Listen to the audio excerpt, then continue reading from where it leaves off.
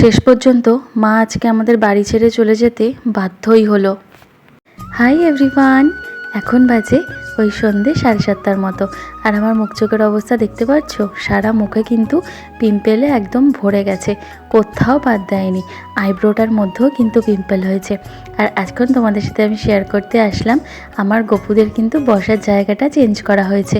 এই যে ঘর দেবীর পুজোর দিন যে চৌকিটার মধ্যে আমরা খেতে দিয়েছিলাম, ওটার মধ্যেই ওকে এখন বসানো হয়েছে।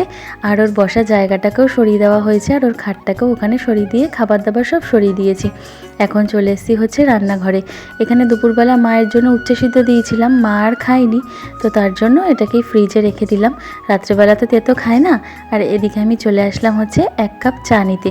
সবার চা খাওয়া হয়ে গেছে।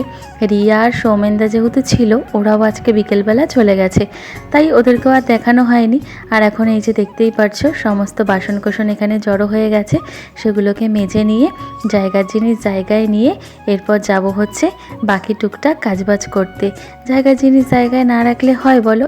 এমনিতেই আমি হচ্ছে হাতে পায়ে লক্ষ্মী, ধূপধাপ জিনিস পেলে শাশুড়ি মার অর্ধেক জিনিস তো ফেলে ভেঙেই দিই। তো কি আর করা যাবে, এই নিয়েই আর কি আছি। চলো এবার ঝটপট করে ভাবলাম এখন চুলটা বেঁধে নিই, এই ফাঁকে একটু ফ্রি আছি, এরপর নানা রকম কাজের মধ্যে আবার ভুলে যাব। আজকে শ্যাম্পু করেছিলাম, তাই এখন চুলটাকেও বেঁধে নিলাম। আর এদিকে আমার মা তো আছেই আমাদের বাড়িতে, তোমরা জানোই, আর বাবাও আজকে এসছে, তাই রাত্রেবেলা এখানে বাবা মা চলে যাবে। তাই এখানে বাবা মাকে আমি খেতেও দিয়ে দিলাম, আর ওনারা খেয়ে কিন্তু এখন বেরিয়েও যাচ্ছে। তো মার যেহেতু কাজ শুরু হয়ে গেছে আবে কালকে থেকে, তার জন্য কিন্তু মাকে আজকে চলে যেতেই হলো। এক প্রকার প্রায় বাধ্য হয়েই গেল, না হলে মা হয়তো আর কিছুদিন থাকতো, কিন্তু কিছু করার নেই, যেহেতু মার কালকে থেকে কাজ শুরু হয়ে যাবে, তাই মাকে চলে যেতেই হলো। তো চলো এবার আমি একা একা একটুখানি রেস্ট নিই। তো কিছুক্ষণ রেস্ট নেওয়ার পর চলে আসলাম আমার গোপাল সোনাদের ঘুম থেকে তুলিয়ে দিতে। আজকে না ওদের রিয়া পুজো দিয়েছিল, আর তাই ওকে এই জামাটা পরিয়েছিল। ওর যেহেতু গরম লাগছিল, তাই ওকে এখন এই জামাটা খুলিয়েই তারপর আমি ওদের খাটে ওকে ঘুম পাড়িয়ে দিলাম। আর তারপর চলে আসলো হচ্ছে আমার বর। আমি ঘরে শুয়েই ছিলাম, ও আসলো, এসে এখন আমরা যাব হচ্ছে সবাই ডিনার করতে। ও চলে আসছে মানে এখন আমাদের ডিনার করতে হবে, 5 মিনিটও বসতে দেবে না। তো একটু ফ্রেশ হয়ে আসুক, তারপর ডিনার করে নিয়েছি। আর ডিনার করে নিয়ে আমি চলে এসেছি একটু রূপচর্চা করতে।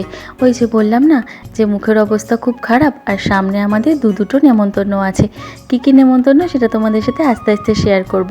তো প্রথমে ফেস ওয়াশ দিয়ে মুখটা করে ধুয়ে এসে তারপর এখানে আমি টোনার লাগিয়ে নিচ্ছি। আর এখন রাত্রেবেলা কিন্তু সিরামটা লাগিয়ে নিচ্ছি, তার কারণ এসি চলবে, মুখটা প্রচণ্ড ড্রাই হয়ে যায়। তো চলো আমার আজকে এই ছোট্ট ব্লগটা তোমাদের কেমন লাগলো জানিও, ভালো লাগলে চ্যানেলটা সাবস্ক্রাইব করো। টাটা।